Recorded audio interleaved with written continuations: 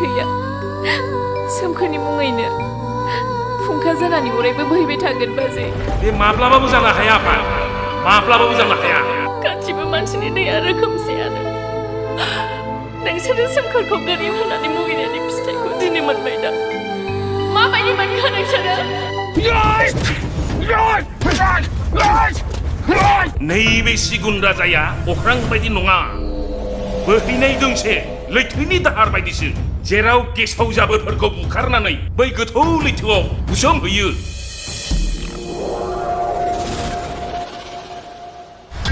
अख्रां सौसि बिबायग्रा बे नोंनि गोसोआ बे गांसोबारिनि लामाजों बोरै थाबायनो रोंनो सनाथोरजों ओंखाम जानाय सिमां जोंहा मालाबाबो गैफेरा आरो दिनैबो बे सिमाङा जोंजों थानाय नङा नोंनि नोमफाया लावथिन गावहरनाय बायदिसो जेरै गावहरो सिदा थांखायो खेंखेंखेंनि आंजों सोलिया मोनथिबाय आरो आंनि बे कन्डिसनखौ बिसोर मिथियो नैबे सिंनि कन्डिसनखौ बादामालिफ्रा जे जिलांजोब्बाय बेफोरखौ मिथियो बिसोरो आं दि मा जानानै थादों आरो बुजियाखैबा नोंसोरबो बुजिनो नाजा मानोना जोङो मानसिसो जोंनि थैनि गाबा रोखोमसेयानो बिरिद' नों आंनि फिसाखौ मानो बिदि खालामखो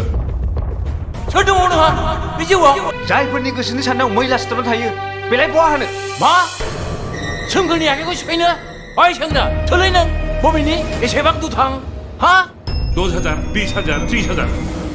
बेसेबां नांगौ बुं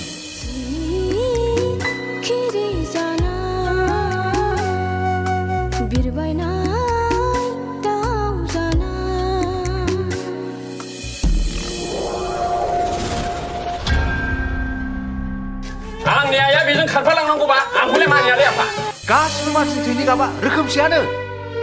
आरो नों बेखौ मिथिनानै ला गोरिब मानसिनि आखाइजों सोबा जानांगौब्ला नोंनि हाथाया थाइसेबो थानाय नङा मिथिबाय